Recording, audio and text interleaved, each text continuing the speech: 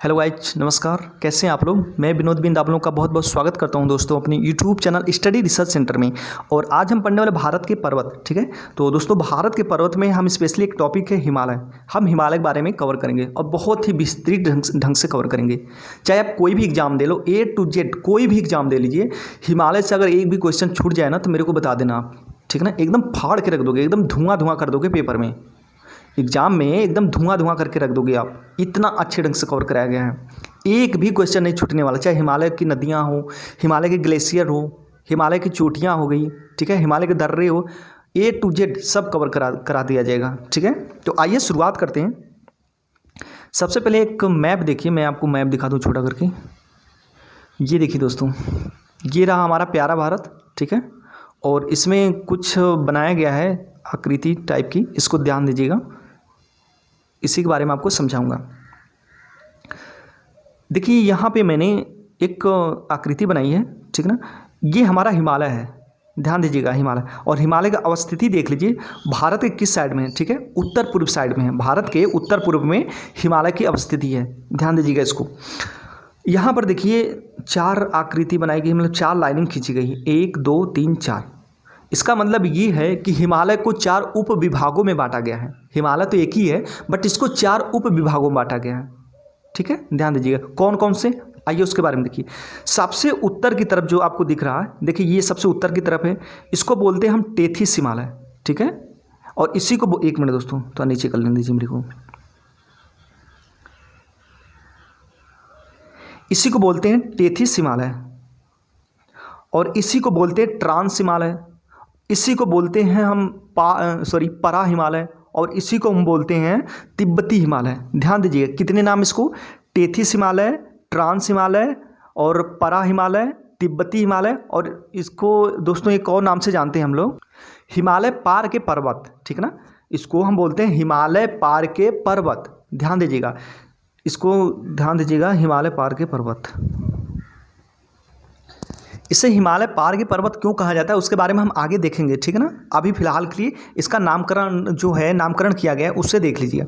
और दूसरा देखिए, इसके जस्ट दक्षिण में, ट्रांस हिमालय के जस्ट दक्षिण में देखिए आपको ये दिख रहा होगा। ठीक है, इसको बोलते हैं बृहत हिमालय। ठीक है दोस्तों, ध्यान दीजिए, इसको बोलते हैं बृहत हिमालय, और इसी को बोलते हैं सर्वोच्च हिमालय। बृहत इसलिए बोलते हैं दोस्तों कि बहुत बड़ा है, ठीक है, सबसे बड़ा है, और सर्वोच्च हिमालय इसलिए बोलते हैं कि सबसे ऊँचा है। ध्यान दीजिएगा, इसके दक्षिण में आएंगे तो आपको मिलेगा लघु या मध्य हिमालय। ठीक है, इसको ध्यान रखिएगा, इसे बोलते हैं लघु या फिर मध्य हिमालय।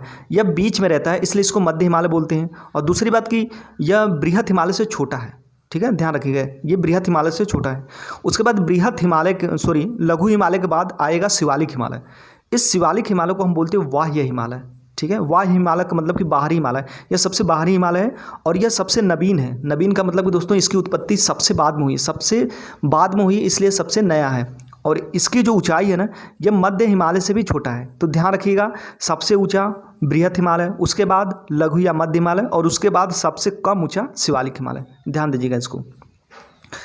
अगर हम हिमालय की लंबाई की बात करें तो देखिए 2500 किलोमीटर, कितना, 2500, और यह दुनिया का सबसे ऊँचा पर्वत है। क्या है, दुनिया का सबसे ऊंचा पर्वत। दोस्तों सबसे ऊंचा की बात हो रही है, ठीक है, सबसे बड़ा पर्वत की बातें नहीं हो रही है। ध्यान दीजिएगा, सबसे बड़ा पर्वत की बातें नहीं हो रही है, सबसे ऊंचा पर्वत की बातें हो रही है। कितना, अगर ऊंचाई की बात करें तो आप लोगों को अच्छी तरह से पता है, जो माउंट एवरेस्ट है 8850 मीटर, मतलब लगभग 9 किलोमीटर ये पर्वत लंबा है। ठीक है ना, लंबा मतलब ऊँचा है, ध्यान रखिएगा इसको। एक मिनट थोड़ा छोटा कर लूँ इसको।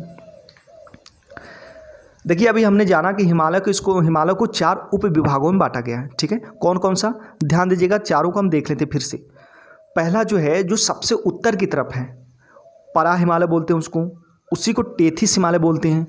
ठीक है, उसी को ट्रांस हिमालय भी बोलते हैं और तिब्बती हिमालय भी बोलते हैं, और प्लस एक नाम और है हिमालय पार के पर्वत। जो आपका ट्रांस हिमालय है उसे हम हिमालय पार के पर्वत बोलते हैं। ठीक है, और जस्ट उसके ट्रांस हिमालय के अगर दक्षिण में हम देखें तो आपका महान हिमालय आ जाता है, उसी को बृहत हिमालय बोलते हैं और उसी को सर्वोच्च हिमालय बोलते हैं। ध्यान दीजिएगा, चाहे महान हिमालय, चाहे बृहत हिमालय, चाहे सर्वोच्च हिमालय। ठीक है, याद रखिएगा इसको। और ठीक इसके दक्षिण में, बृहत हिमालय के दक्षिण में आपका लघु या मध्य हिमालय आ जाता है, और लघु या मध्य हिमालय के ठीक दक्षिण में, ठीक है, ठीक दक्षिण में शिवालिक हिमालय है, उसे ही वाह्य हिमालय बोलते हैं या फिर नवीन हिमालय बोलते हैं। ध्यान दीजिएगा, क्योंकि सबसे बाहर में है, सबसे बाहर में और सबसे दक्षिण में है, इसलिए इसको वाह्य हिमालय बोलते हैं। ध्यान दीजिएगा इसको।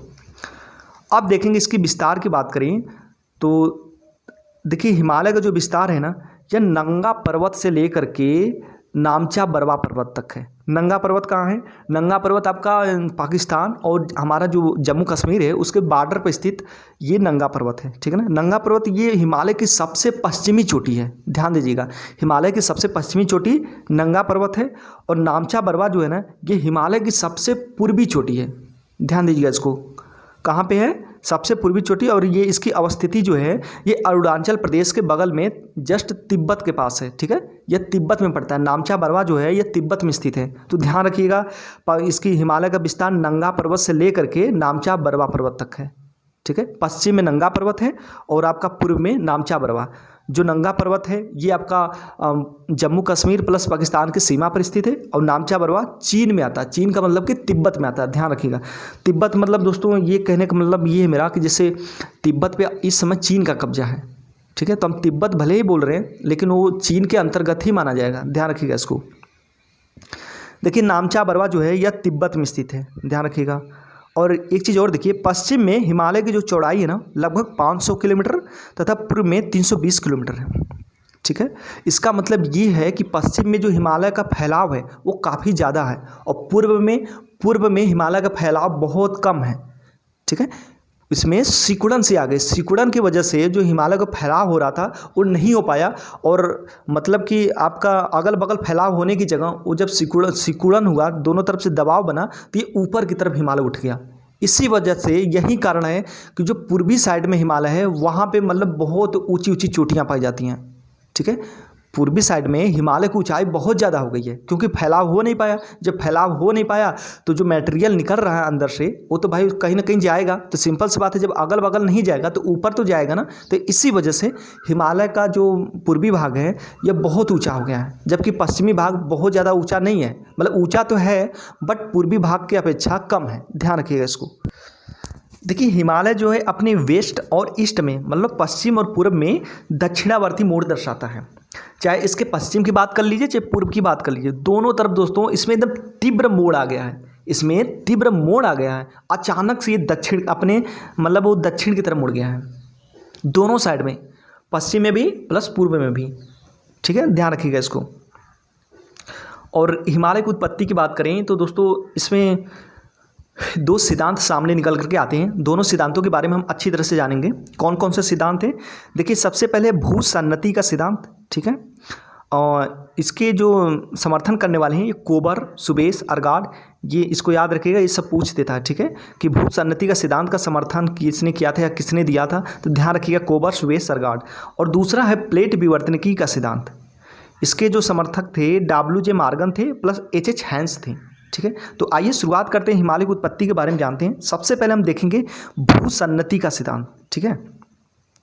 देखिए भूसन्नति के सिद्धांत की बात करें तो दोस्तों आज से करोड़ों वर्ष अगर हम पहले की बात करें, ठीक है ना, करोड़ों वर्ष पहले, लगभग में 20 करोड़ वर्ष पहले की बात है, हमारी पृथ्वी पर सिर्फ एक महासागर था और एक महाद्वीप था, ठीक है। ध्यान रखिएगा, सिर्फ एक महासागर था और एक महाद्वीप था।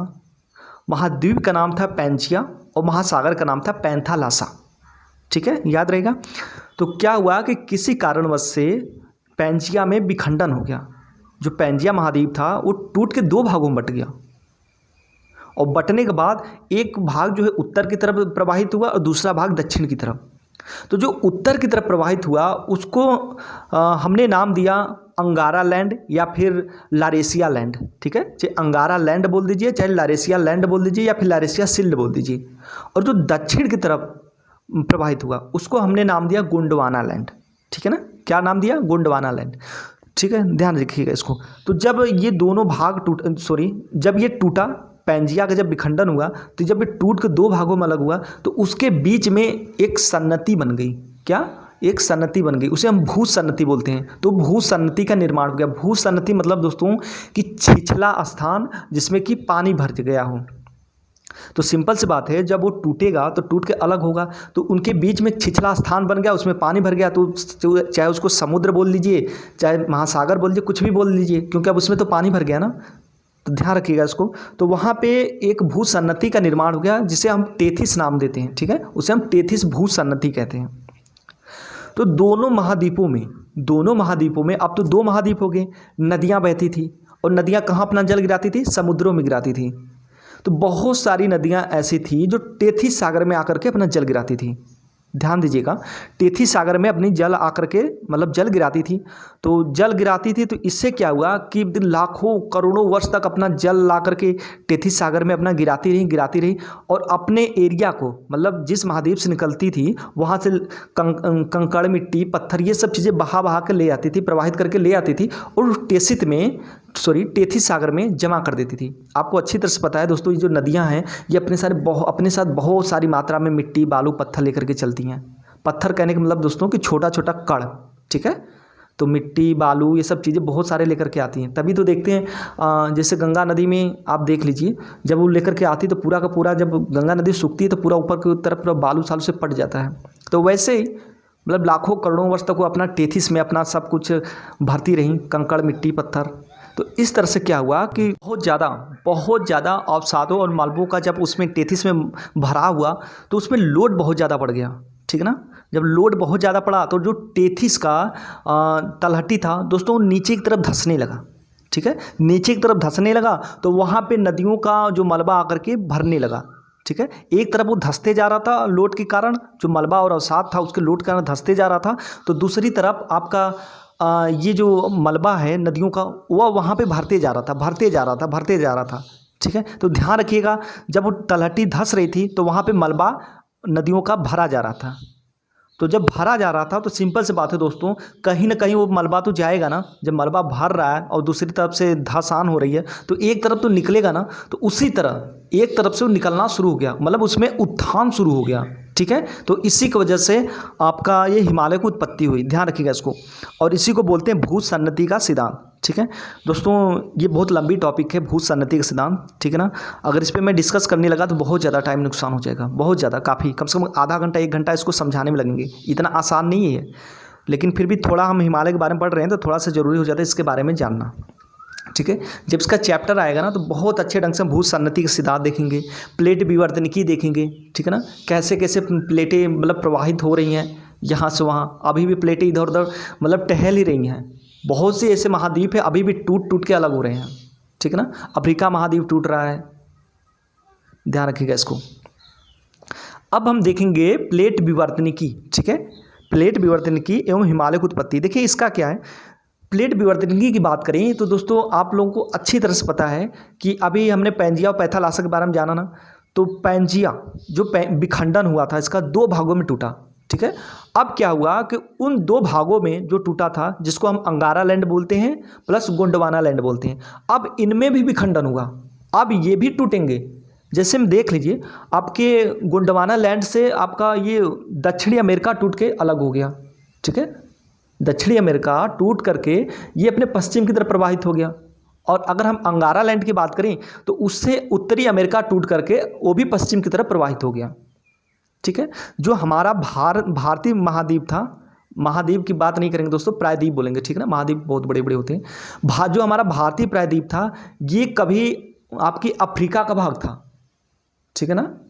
जो हमारा भारत है ना, वो एक समय ऐसा था कि वो कभी लाखों करोड़ों वर्ष पहले वो अफ्रीका का भाग था, ठीक है। उसमें विवर्तनिकी क्रिया हुई और हमारा भारत उससे टूट करके अलग हो गया। जब टूट करके अलग हो गया तो ये उत्तर पूर्व की तरफ प्रवाहित हो गया।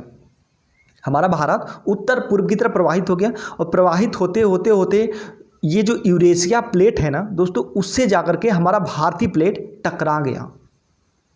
सिंपल सी बात है, उत्तर पूर्व की तरफ जा रहा, उधर यूरेशिया प्लेट है, तो हमारा भारतीय प्लेट टकराएगा ना। तो जब भारतीय प्लेट टकराया तो उसके अंदर क्या हुआ ना कि अंदर तक घुस गया, और उसके घुसने की वजह से जो तिब्बत वाला क्षेत्र था वहाँ पे क्या हुआ कि अंदर बहुत ज़्यादा मलबा टूटा फूटा, ठीक है, टूट फूट हुई, और उसी के परिणाम स्वरूप हिमालय की उत्पत्ति हुई, ठीक है ना। इस प्लेट विवर्तन की सिद्धांत के अनुसार ध्यान रखिएगा इसको, अभी दोस्तों हम लोग इसके बारे में पढ़ेंगे, ठीक है ना। पहले ये भारतीय भूगोल खत्म हो जाए, उसके बाद जब हम विश्व भूगोल की बातें करेंगे ना, तो वहाँ पे भू सन्नति और प्लेट विवर्तनिकी, ठीक है, बहुत ही अच्छे ढंग से देखेंगे कैसे कैसे प्लेट विवर्तनिकी की वजह से कैसे भूकंप आते हैं, जापान में ही सबसे ज़्यादा क्यों भूकंप आते हैं, ठीक है, सब कुछ एक एक चीज़ देखेंगे बहुत अच्छे ढंग से। अभी फ़िलहाल के लिए इसके बारे में हल्का सा जानिए, क्योंकि हिमालय के बारे में पढ़ रहे हैं हम लोग, ठीक है।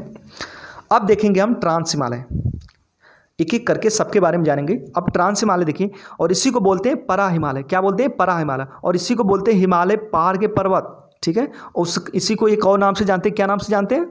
तिब्बती हिमालय के नाम से, तिब्बती हिमालय, इसको ध्यान रखिएगा। और इसे ही टेथिस हिमालय के नाम से भी जानते हैं।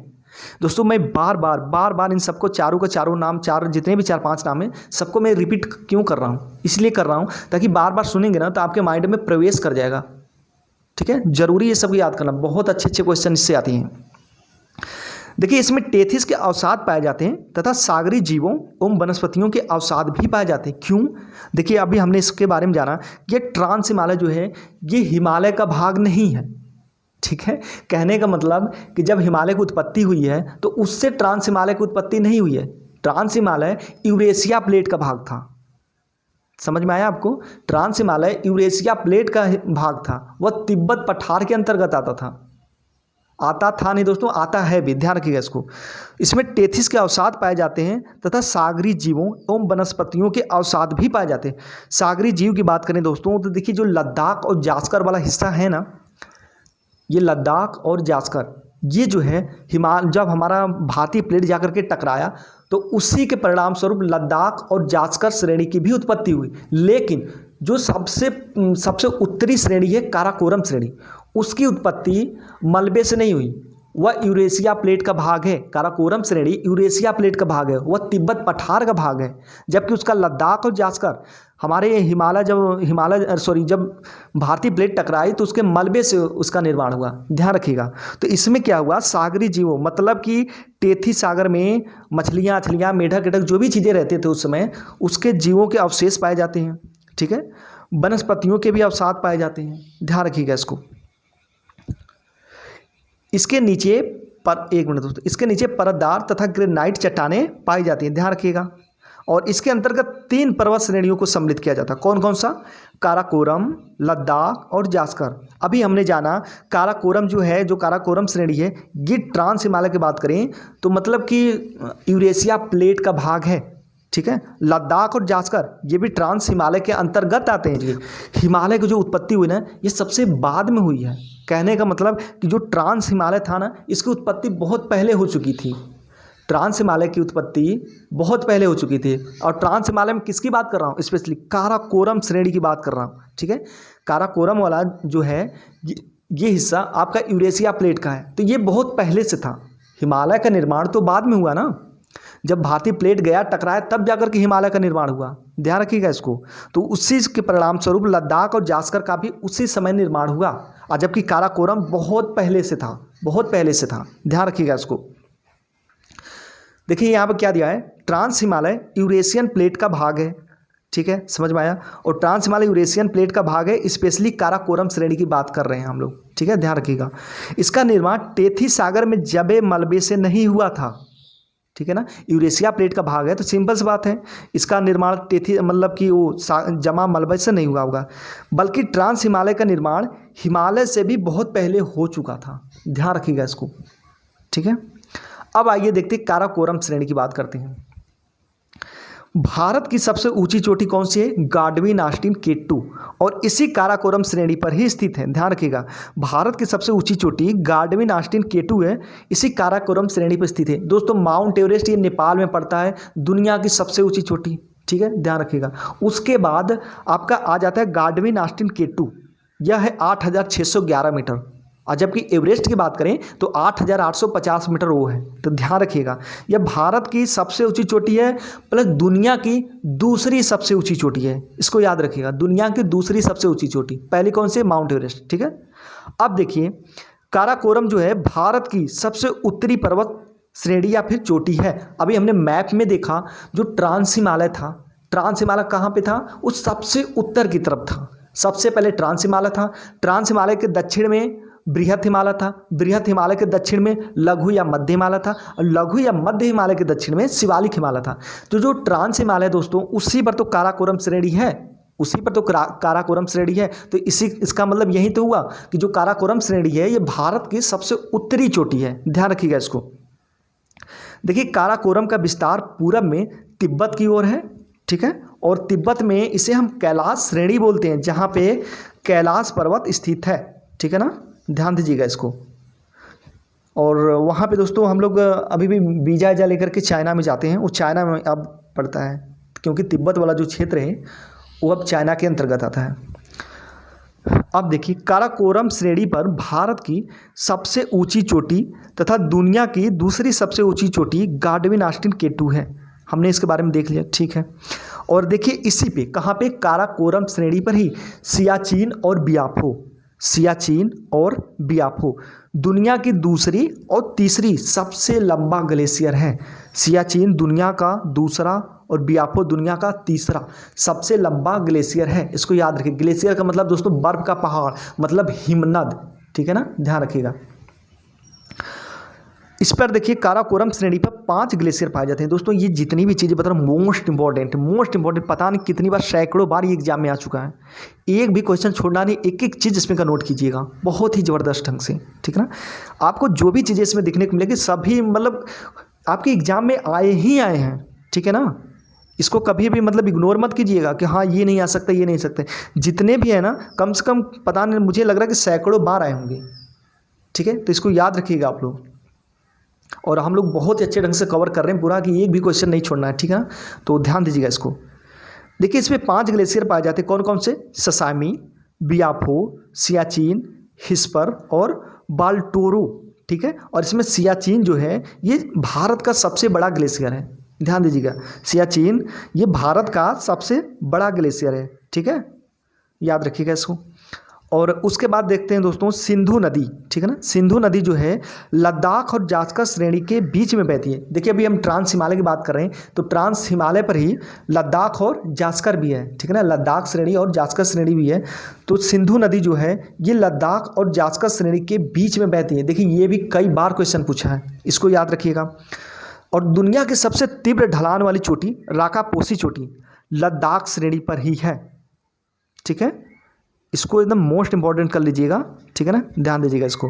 राकापोसी चोटी दुनिया की सबसे तीव्र ढलान वाली चोटी है, और ये कहाँ पे है, लद्दाख श्रेणी में।